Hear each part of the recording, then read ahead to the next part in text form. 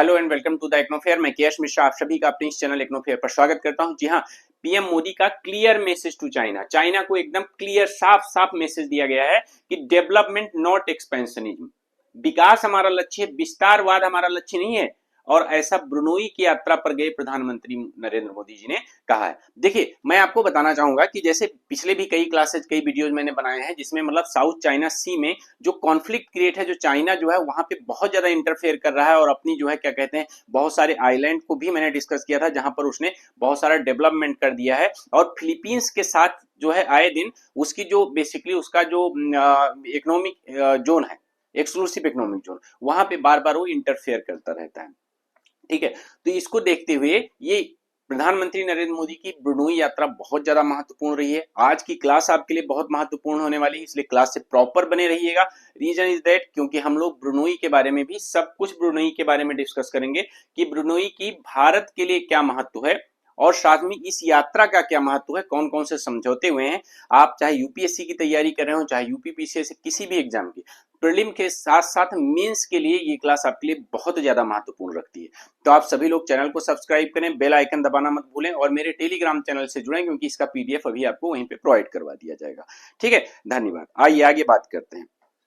देखिए, ये PM Modi Brunei की यात्रा पे गए हैं। अब ब्रुनोई की यात्रा पर जाने पर वहां के भारतीयों से मिले हैं। वहां पर ब्रुनोई में लगभग में अगर देखा जाए तो ब्रुनोई की टोटल आबादी जो है वो लगभग में 4,61,000 है, जिसमें लगभग में 14,000 भारतीय वहां रहते हैं। ठीक है, तो वहां के भारतीयों से मिले हैं और साथ में बताया कि दोनों के बीच में, ब्रुनोई और भारत के बीच में जो वहां रह रहे भारतीय हैं वो एक कड़ी की तरह काम करते हैं और दोनों को जोड़ के रखते हैं, दोनों देशों को। ठीक है, उनका स्वागत आप देखिए किस तरह से एक मतलब हिंदुस्तानी अंदाज में किया गया है। ब्रुनोई एक छोटा सा देश है।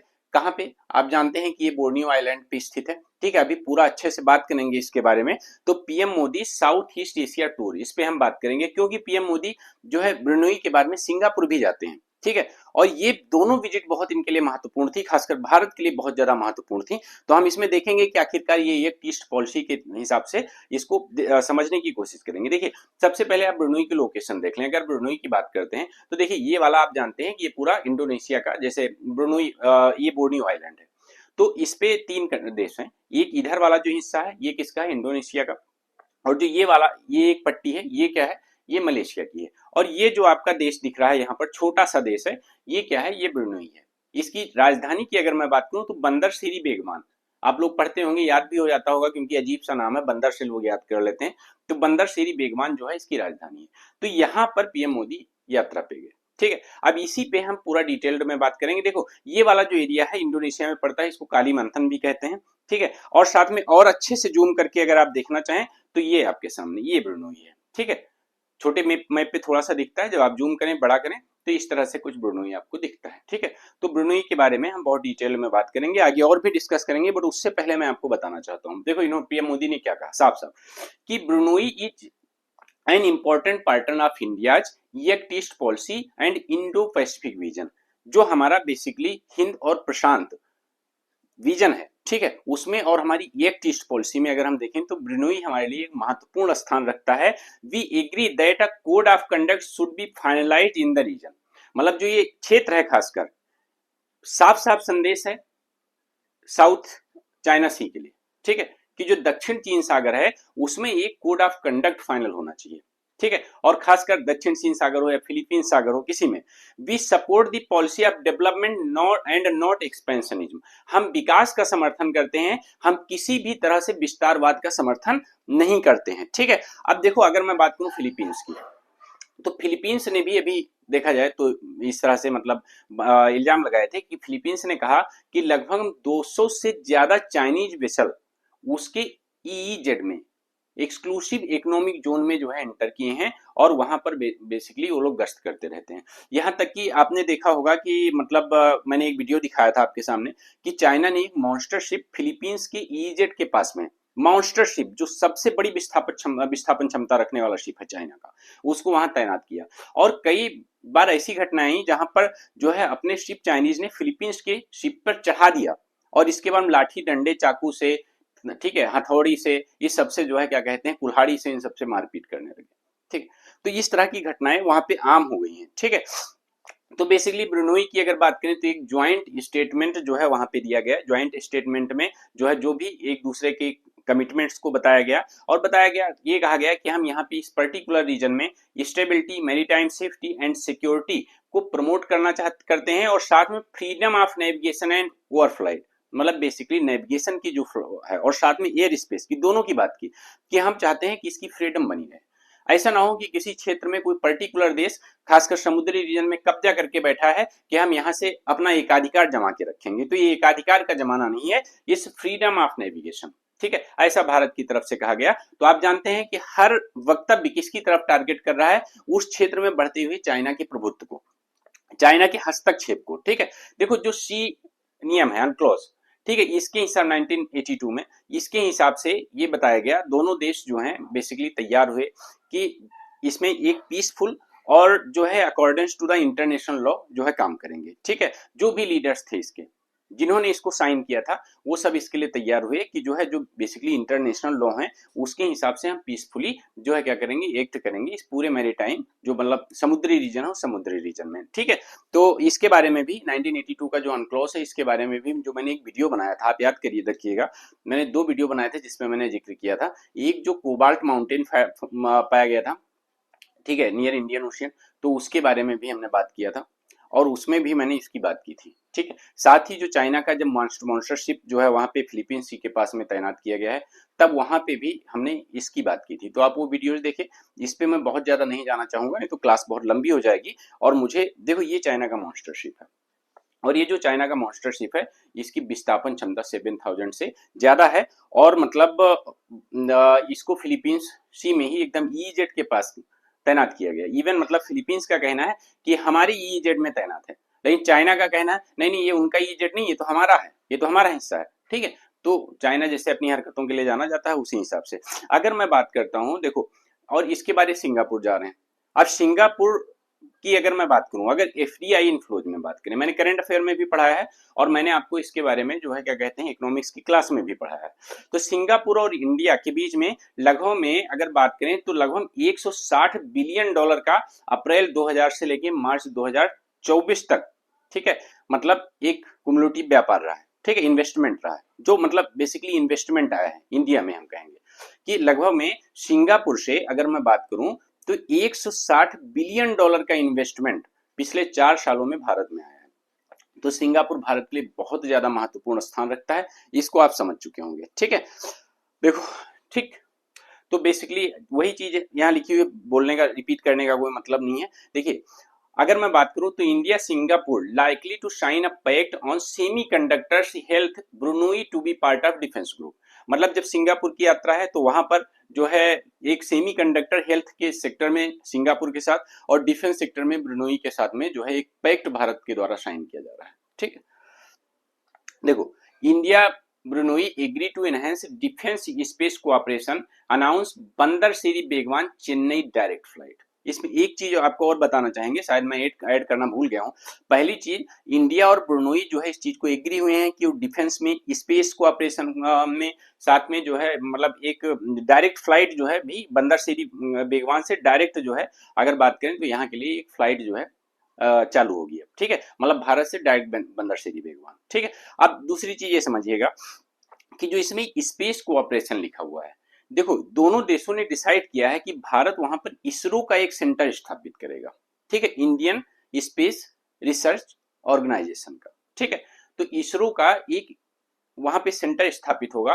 और देखो ये बहुत बढ़िया बात है, इससे समझो कि एक तो ब्रुनोई की स्पेस क्षेत्र में जो है महत्व बढ़ेगा, ब्रुनोई की इसरो सहायता भी करेगा इस क्षेत्र में।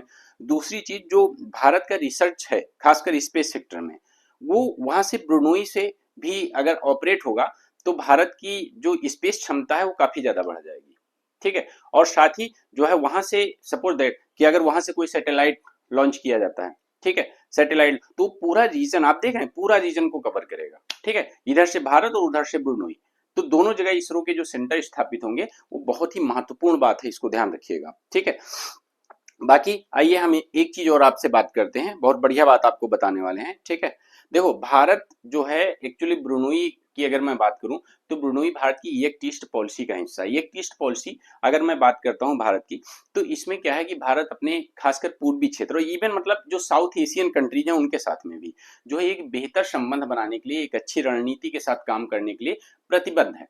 ठीक है, और उन सबकी जो भी सहायता होगी खासकर इस देशों के साथ, वो भारत सहायता भी करेगा और साथ ही उनसे अच्छे संबंध बनाए रखने के लिए पूरी तरह से प्रयासरत रहता है भारत अपनी एक ईस्ट पॉलिसी के साथ। एक भारत की नेबरहुड फर्स्ट भी पॉलिसी चलती है, पड़ोसी प्रथम। लेकिन आजकल भारत के सारे पड़ोसी धीरे धीरे अगर देखा जाए तो कहीं ना कहीं चाइना के प्रभाव में आते जा रहे हैं। ठीक है, तो एक ईस्ट पॉलिसी जो भारत ने 1990 में अपनाई थी, तो उसका एक साझेदार है ब्रुनोई। अगर मैं ब्रुनोई की बात करूं, ठीक है, अगर मैं ब्रुनोई की बात करूं तो मैं आपको कुछ बताना चाहता हूं, बहुत ध्यान से समझिएगा। ठीक है, देखिए ये ब्रुनोई है, ब्रुनोई आप समझ गए हैं। देखो ब्रुनोई के बारे में अगर मैं बात करूं थोड़ा सा आपसे, ठीक है, तो आप समझने की कोशिश कीजिएगा। ब्रुनोई पहली चीज तो एक एशियाई देश है।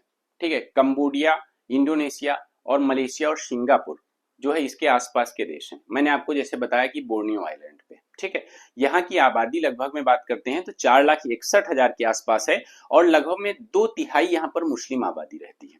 यहाँ की जो भाषा है वो मलय भाषा बोली जाती है। और आपको एक चीज बता दें कि जो मलय भाषी लोग हैं, सारी सरकारी सुविधाएं सिर्फ मलय भाषी लोगों को मिलती हैं और यहाँ तक कि उनसे कोई टैक्स भी नहीं लिया जाता है। ठीक है, और भी आपको इसके बारे में बहुत कुछ सीखने को मिलेगा। बोर्नियो आइलैंड पर स्थित जो है ये ब्रुनोई देश, यहाँ पर आज भी राजशाही चलती है और यहाँ के जो सुल्तान है, सुल्तान हसनल, ठीक है, वो यहाँ के 28वें सुल्तान है। ठीक है, और ध्यान देना एक चीज और बताना चाहूंगा कि ब्रुनोई के बारे में, एक्चुअली में 1988 में ब्रुनोई पे ब्रिटेन का शासन शुरू हुआ था। ठीक है, और इसके बाद में बीच में 1920 में यहाँ ब्रुनोई में 1920 तक ब्रुनोई की स्थिति अच्छी नहीं थी। लेकिन ब्रुनोई में 1920 में क्या होता है, 1920 में जो है यहाँ पर तेल पाया जाता है और तेल की निकालना, तब उस समय भी भारत वहां गया था सहायता के लिए। 1929 में इसमें तेल निकालना शुरू होता है और यहीं से इसकी तकदीर बदल जाती है इस देश की। ठीक है, तो अभी मैं बताऊं कि ब्रुनोई जब पहुंचते हैं भारतीय, तो भारत प्रधानमंत्री नरेंद्र मोदी, तो यहाँ पर भारतीय उच्चायोग जो है, जो इंडियन एम्बेसी है, उसके परिसर में एक परिसर का वहां पे उद्घाटन किया जाता है। ठीक है, और बाकी दोनों देशों, उस देश में रह रहे लगभग 14,000 हिंदुस्तानी जो रहते हैं, उनसे इंटरेक्ट होने की कोशिश भी प्रधानमंत्री के द्वारा की गई। ब्रुनोई में अगर शिक्षा और मेडिकल क्षेत्र में देखा जाए तो भारतीयों का काफी अच्छा योगदान है, उनकी योगदान को जो है सराहा गया। अगर मैं भारत और ब्रुनोई के बीच की बात करूं तो लगभग में 25 करोड़ डॉलर का कारोबार होता है। 25 करोड़ डॉलर का कारोबार होता है। व्यापार, व्यापार में मतलब आप इंपोर्ट एक्सपोर्ट दोनों मान लीजिए। ठीक है, और इसमें सबसे बड़ी हिस्सेदारी हाइड्रोकार्बन्स की है, सबसे ज्यादा। ठीक है, हाइड्रोकार्बन्स। अब इस मुस्लिम देश के बारे में अगर मैं बात करूं तो एक चीज मैं बताऊं, ध्यान से समझिएगा। 1963 में ब्रुनोई ने यह तय किया कि ये फेडरेशन ऑफ मलेशिया का हिस्सा नहीं बनेगा। ठीक है, और 1984 में इसने क्या किया, अपने आप को आजाद देश घोषित कर दिया गया, आजाद देश घोषित किया। आपको एक चीज बताऊं, बहुत ही इंटरेस्टिंग है कि 2019 में यहाँ पर एक ऐसा कानून आया जिसकी पूरे दुनिया में आलोचना हुई। वो कानून क्या था, यहाँ पर होमोसेक्सुअलिटी के लिए को लेकर आया। वो कैसा कानून था कि अगर कोई ऐसा काम करते हुए पाया जाता है, अगर कोई समलैंगिक संबंध बनाते हुए पाया जाता है, तो पत्थर मारकर उसकी हत्या की जाती है। ठीक है, मैं ब्रुनोई की बात कर रहा हूं। अगर कोई समलैंगिक संबंध बनाता हुआ वहां पाया जाता है तो उसको पत्थर मारकर उसकी हत्या की जाती है, ऐसा कानून वहां पे है। ठीक है, दुनिया ने इस कदम की बहुत सारी आलोचना की थी। अगर मैं बात करूं ब्रुनोई की, तो ब्रुनोई का जो शाही परिवार है उसके पास बेशुमार दौलत है। ठीक है, बेशुमार दौलत है उसके पास। ठीक है, किस तरह की बेशुमार दौलत है मैं आपको बताता हूं। देखिए यहाँ के जो सुल्तान है, पहली चीज इनका एक बहुत शाही और आलीशान महल बना हुआ है। और उस महल की अगर मैं बात करूं, जो इनका, ध्यान देना, जो ब्रुनोई के सुल्तान के पास में प्राइवेट जेट है, वो सोने से मढ़ा हुआ है, प्राइवेट जेट। ठीक है, प्राइवेट सोने से मढ़ा हुआ है। और यहाँ तक कि अगर मैं बात करता हूँ उस पर्टिकुलर जो है प्लेन में, तो उसमें जो वॉश बेसिन है, वॉश बेसिन भी आप देख रहे हैं कि सोने के हैं। ठीक है, मतलब देखो काफी अमीर हैं और काफी लग्जरी लाइफ जीते हैं ये। ठीक है, काफी अमीर भी हैं और काफी लग्जरी लाइफ जीते हैं। देखिए इनके पास में लगभग में 7,000 के आसपास लग्जरी गाड़ियां हैं, फरारी से लेके लैम्बोर्गिनी और सब। ठीक है, मतलब लगभग 7,000 के आसपास में इनके पास महल में जो है लग्जरी गाड़ियां हैं। ठीक है, तो इस तरह से यहाँ की राजशाही जो है, मतलब देखा जाए, और अगर मैं यहाँ की बात करूँ, यहाँ की सड़कें बहुत अच्छी हैं, ठीक है, सड़कें भी बहुत अच्छी हैं, डेवलपमेंट भी बहुत अच्छा है। पहली चीज, छोटा देश है, कम जनसंख्या वाला देश है, और साथ ही हाँ, एक चीज बताना चाहूंगा आपको, यहाँ पर विरोध का अधिकार जनरली नहीं है। जो मतलब अगर हम बात करें इनडायरेक्टली, जो डेमोक्रेसी में होता है, डेमोक्रेसी नहीं है, ठीक है, राजशाही चल रही है, तो राजा का ही शासन है, तो जाहिर सी बात है राजा अपने हिसाब से मनमानी भी करते होंगे, ठीक है। और मैंने बताया कि चूंकि राजा हैं, वो मलय भाषा को प्रमोट करते हैं, तो सारी सुविधाएं मलय भाषी लोगों को ही मिलती हैं यहाँ पे, ठीक है, सरकारी जितनी भी सुविधाएं हैं, और उनको टैक्स भी नहीं देना पड़ता है, ठीक। तो उम्मीद करता हूँ क्लास आपको पसंद आई होगी। आप सभी लोग चैनल को सब्सक्राइब करें, बेल आइकन दबाना बिल्कुल भी मत भूलें, और मेरे टेलीग्राम चैनल से जरूर जुड़ें, अभी इसकी पीडीएफ आपको वहां प्रोवाइड करवा दी जाएगी। धन्यवाद।